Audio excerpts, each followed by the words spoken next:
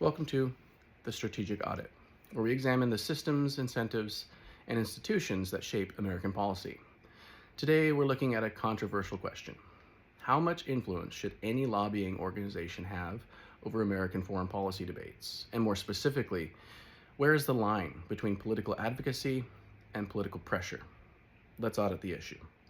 For decades, the American Israel Public Affairs Committee, commonly known as AIPAC, has been one of the most influential foreign policy advocacy organizations in Washington, D.C. For many years, AIPAC was viewed as largely bipartisan organization focused on strengthening the relationship between the United States and Israel. But American politics has changed. It's evolved. The debate over Israel, U.S. foreign policy, and the war in Gaza has become increasingly polarized. And with that polarization has come increased scrutiny over the role of advocacy groups in American elections. Critics argue that organizations like AIPAC have moved beyond traditional lobbying by becoming deeply involved in primary elections and campaign spending. Supporters argue that this is part of the normal democratic process, that groups have the right to support candidates who share their policy views and oppose those who don't. So the question becomes, when does political advocacy become excessive political influence? One of the biggest areas of debate is the use of campaign spending in congressional primaries. In recent years, pro-Israel political groups have spent a significant amount of money supporting some candidates and challenging others. This is not unique to AIPAC. Environmental groups do it as well. Labor organizations do it. Business organizations do it. Gun rights groups do it. Abortion rights groups do it. Interest groups across the political spectrum attempt to influence who gets elected. The concern raised by critics is whether the amount of money involved creates a situation where elected officials become more responsive to organized donors and advocacy groups than to the voters they represent. That concern is at the center of a larger debate about American democracy. Are representatives accountable primarily to their constituents or to the networks that help them win elections? Another issue, perhaps the larger issue, is the relationship between domestic lobbying and foreign policy. The United States has long had close alliances with countries around the world. Those alliances are supported by advocacy groups, think tanks, businesses, and communities with cultural or strategic ties to those nations. That is part of American political life.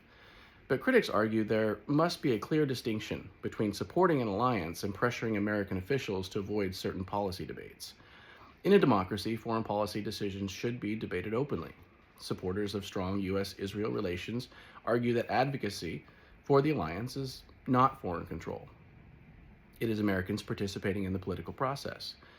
Critics, however, argue that no foreign policy relationship should become so politically protected that elected officials fear discussing alternatives. The principle at stake is the same one that applies across the board. American policy should ultimately be decided by American voters and their elected representatives. But this debate reflects a larger problem in American politics. Increasingly, political movements across the spectrum have created environments where disagreement is treated as betrayal. Candidates are pressured to pass ideological purity tests. Compromise becomes weakness, nuance becomes suspicious, and complex issues become reduced to simple loyalty questions. This applies across political parties and across policy areas.